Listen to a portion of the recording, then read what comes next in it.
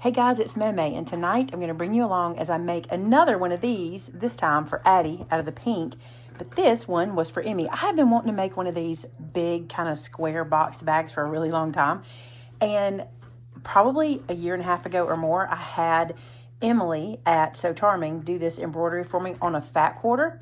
And today I made this happen, and I thought I was going to practice it before I bring it to you, and that's what I did this morning with this guy, and now I'm going to show you how I make it. The cool thing about this is it takes 2 fat quarters and some batting. There is, I really should say 3 fat quarters because I'm going to make my trim myself, but if you buy a trim, you don't even have to do that. So what I've got here, let me move this out of the way. What I've got here is I've got Addie's fabric, and again, this is just a fat quarter. If you don't know what a fat quarter is, it is 1/4 of a yard, and what that means is it's a yard cut in half and then cut in half again, so you just get this little section. So if you laid 4 of these out, you'd have 1 yard, but we just have 1 fat quarter, and the reason I'm using it is because they're common. Like, you can get them pre-cut. You just buy them in packs in different colorways. So I bought a pack of fat quarters, and I pulled out the pink one, and I took it and had it embroidered. And then on the back, you'll see I'm using this multicolor fat quarter for the inside. So just 2 fat quarters. And this product I'm using, I want to show you this. I love this. Do you see the body that this guy has? This is called Soft and Stable. I also learned about it from So Charming. And what I love is it just keeps the body of the bag so nice. And this is completely empty, so when there's something in it, it's going to be even better. But, so yeah, that's what I'm going to use. Fat quarter that's embroidered. You don't have to do the embroidery, but I did. The Soft and Stable, and another fat quarter. And I just ironed these on. I don't have a fusible situation. I didn't have any fusible web or anything. So what I'm using is some 505 temporary adhesive just to hold it down. And I just lined this up in one corner of my Soft and Stable here. Then I flipped it over and lined the other fat quarter in the same corner. And then I'm going to go and trim this even. And then we're going to do a little bit of quilting. I'll show you that too. So one of the interesting things about this bag is that you really can make it with any size rectangle. The process is the same. You just adjust a couple of little things based on which one you're making. So like I said, I'm starting with a fat quarter. So to me, the most important thing to do is to square this guy up as a rectangle, meaning have nice square sides, nice square bottom, and the sides. You don't want it to be wonky because we're going to be turning it into the bag just because it's a rectangle. I don't know if I'm making that make sense, but like, we're not cutting a pattern. We're just turning these rectangles into a bag, so you need them to be rectangles. Now, if this did not have this pretty embroidery on it, which is so pretty, let me show you. If it didn't have that on it, I would quilt the whole thing with a pattern, but because it has that, I'm going to edit my quilting just a little bit. So I've got a little bit of tailor's chalk, and I've got my ruler. And what I'm going to do is I'm going to do 2 lines above her name, 2 lines on either side, and then 1 line at the bottom. And it just really worked out well on my first one. Let me show you where those lines are, see if you can see them. I did these 2 lines of quilting here, 2 lines on this side, and then you can see the 2 here. They don't match up or anything perfectly, but I really just wanted to have it to hold everything together as I'm making. So here's how I decided what to do. I took this ruler and I lined it up 1 inch above Addie's name. It was Emmy's name on the other bag. So I lined it up 1 inch above the tallest letter, and then I'm just going to make a mark with my tailor's chalk. And that's going to show me where to quilt. So you see that line? Then what I'm going to do is I'm going to come in 1/2 inch above her name and make another mark. Just trying to be nice and square. Just like that. So that's the 2 lines I'm going to quilt there. Then what I did is I came beside her name and I went 1 inch out from her name and 1/2 inch. So the same thing on either side, top to bottom. And then I'll show you how I do the bottom part. Now to decide what I'm going to do at the bottom, I'm going to measure from the top to my first line. And that comes up to just about 2.5 inches. So I'm just going to do 2.5 inches down there. It doesn't have to be perfect. Again, it's really just going to hold my fabric together for me as I assemble. So I'll take my ruler and I'll go 2.5 inches from the bottom and tailor's chalk again.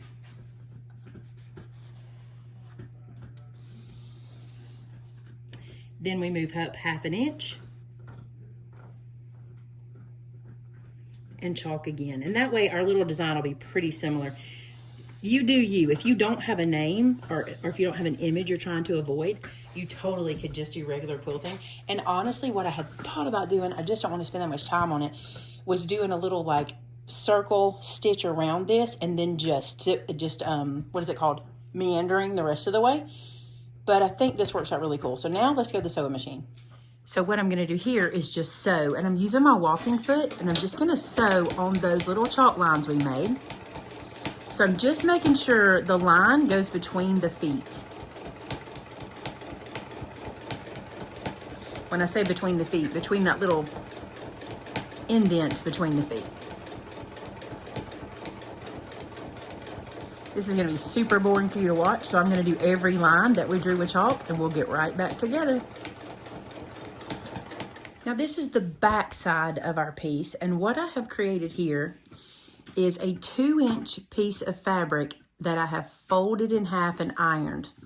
This is going to get sewn along the top of the back, and then we're going to flip it around to close off this this raw edge.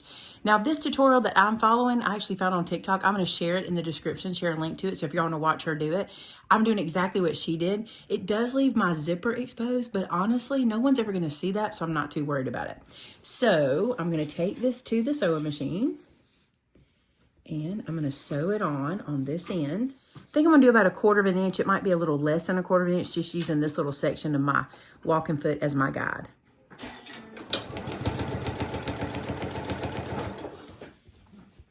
Now, I didn't pin, so you'll notice that I'm going to stop a good bit. I'm going to stop and replace before I keep going.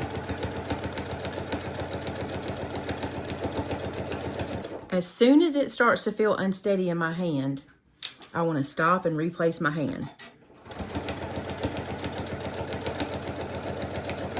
There was a time when I was making purses, this was years ago, and I was trying to get so many made, and I would just kind of force my arm to just hold everything and just keep going, and I find that I get a much less accurate project if I do that. So move your hands, readjust, it's perfectly fine. It's not going to take that much longer.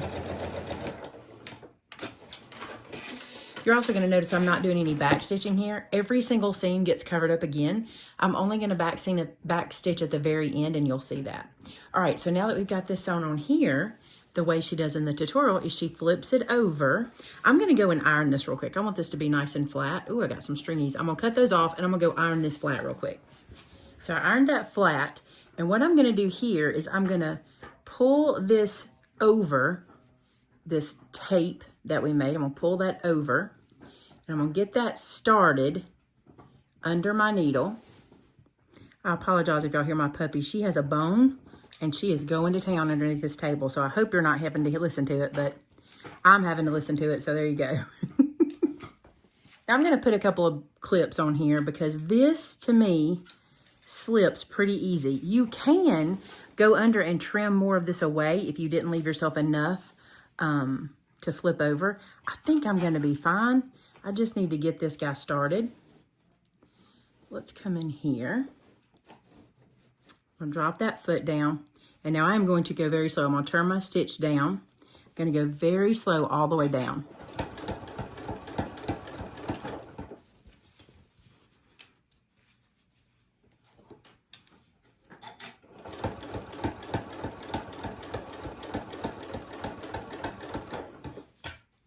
It is perfectly fine to go slow and in small sections because you're only doing this one stitch down. It's not very far, and we don't have to be in a hurry with this because it's going to make really quick.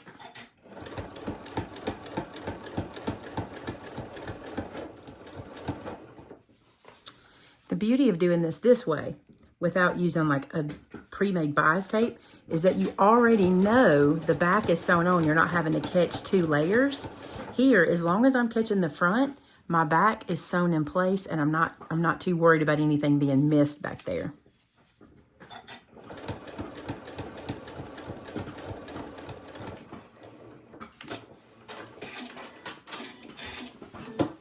And look how nice that looks. I love that. And I did a smaller wrap on this one than I did the first one.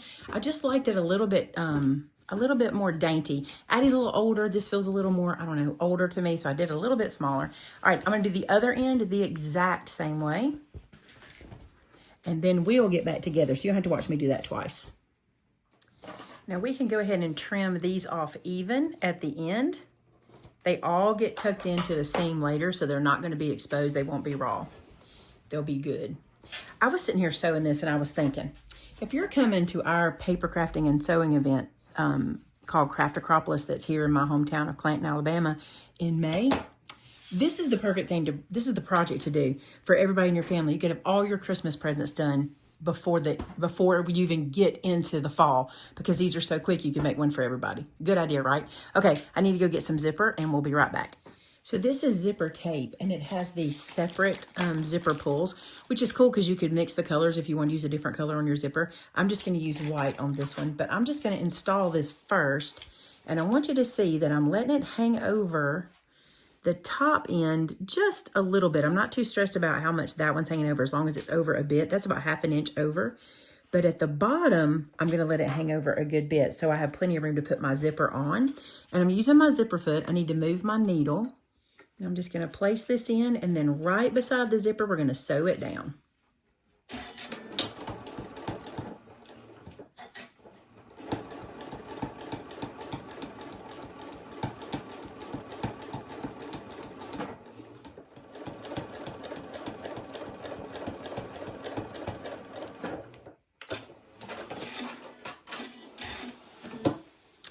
So that's one side of my zipper installed. Now what I'll do is come down here to the bottom, and I'm going to separate this, and you just pull it apart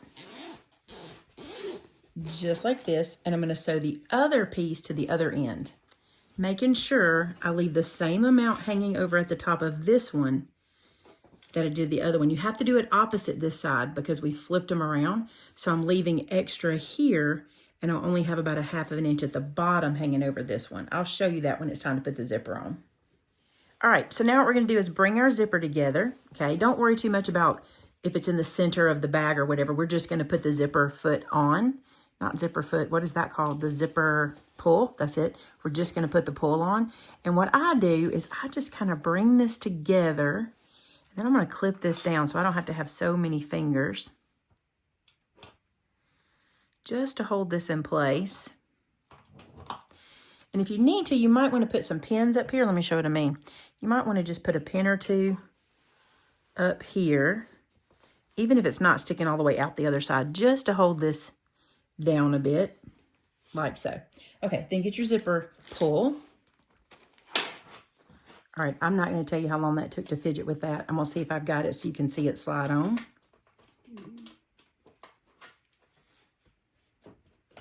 Oh, there it went.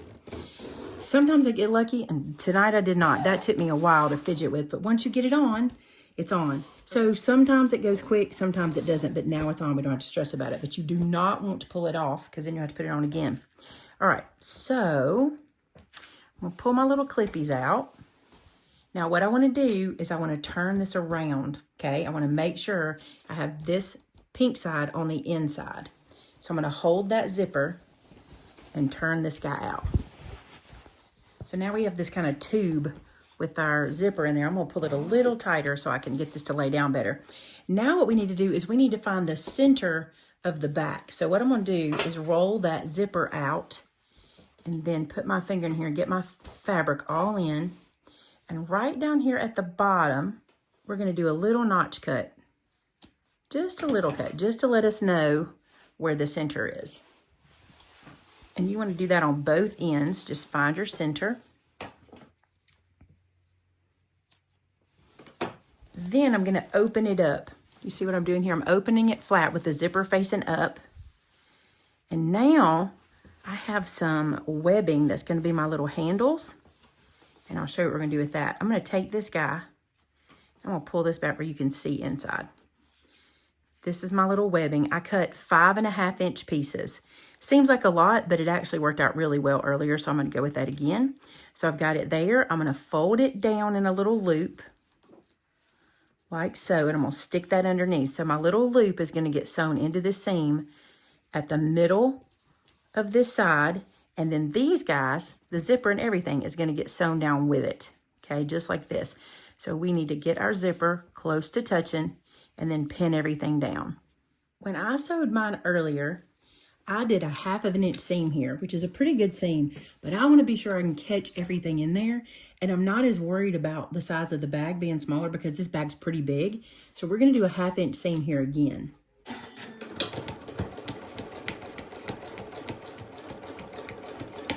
Now I need to pull a pin out. I'm going to go really slow here. I'm going to turn my stitch speed down. Go really slow.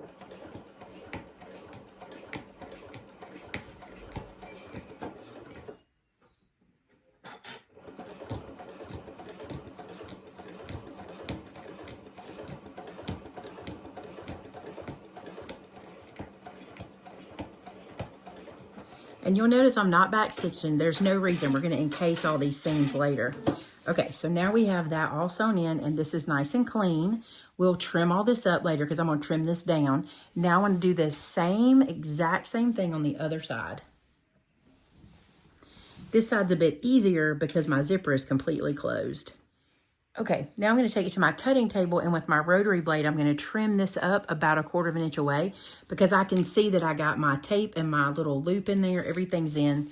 Zipper tape, all the sides are all in, so I can trim this down now. Now, the magic in these bags is the box corners. These are so easy to do. All we're going to do is take a ruler, and we're going to make a mark 2 1/4 on all 4 corners, making these little squares. This is going to be what gives our bag the shape. So you see that? That's 2 1/4 in and up. So I'm just using my ruler here, 2 1/4, 2 1/4. And I want to do that on all 4 corners. So come over here, do 2 1/4. This corner. Last corner. Now we're going to cut those out. Now you need to go back and double check that they're 2 1/4 because if you mess one of these up, that's where your problem's going to happen. You're going to ruin your bag that way. So let's cut these out right here. Cut these little sections out. Don't be scared. It's what we're supposed to do.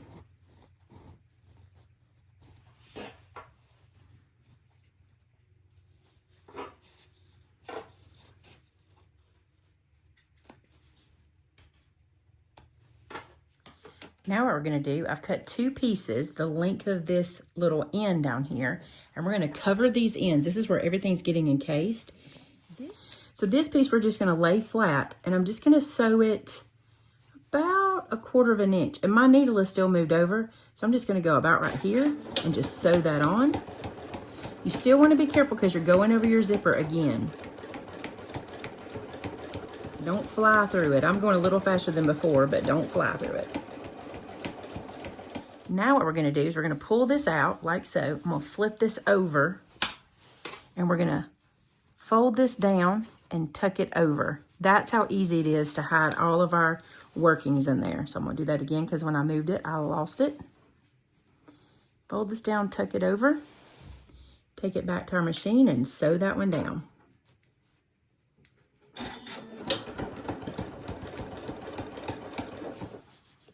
So that's going to look like that. It's nice and closed in on both sides. Isn't that neat and clean?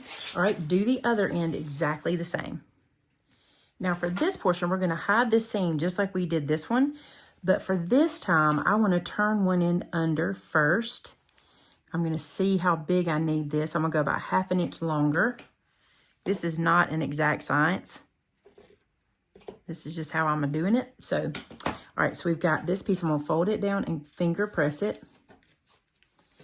Then the length of this guy, I'm going to fold this one down and finger press it as well because this is going to encase this open seam. And we're going to lay it on the top and sew it down just like we did the first time. This time I will be backspacing because this is the final piece. It's going to hold everything together.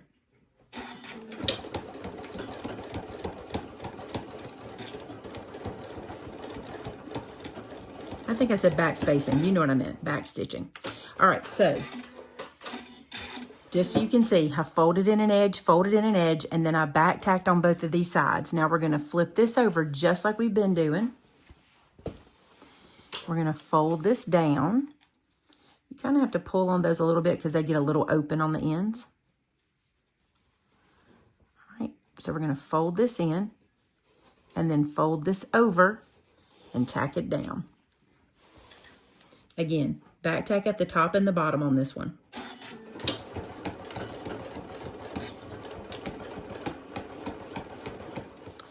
Do that to all 4 seams. Don't stress about this. I know you want to. You're like, oh, that looks kind of raw. When this bag is turned around, that hides. It sits in the seam. You won't see it. No one's ever going to see it anyway because it's on the inside. But just do that same thing we just did to all 4 seams. All right, you guys, we're just going to turn it inside out now. So here's our little seams we just did. I'm going to push those around. Try not to hit the camera. Sorry, I'm pretty close. And then I want to show you what's really cool. So those seams we just did kind of become the supports for these outside edges. So you push those seams out. Let me get my hand in there. Push those seams out. And you'll see how straight that makes that. Isn't that awesome? Look here. Push this out. Push this one out. And same here. Let's see if I can get it where you can see it. Probably not, but I'm pushing those little seams, the boxed bottom seams we did out. And they become the bag support. Now I'm going to get this where you can see the bag better. So I'll change the camera angle real quick. There they are. They're all done. I think they're adorable. I just love how they turned out. I think the girls are going to love them too. And they're so easy. I'm telling you guys, you can make these for gifts in a second. And they're so affordable because it's very little fabric. The most expensive thing is probably your soft and stable. And this webbing is a Tula Pink webbing. So it's a little bit pricey, but you don't have to use that. You can make your own with just fabric. I hope you enjoyed that video. Don't forget to subscribe. And until next time, bye now.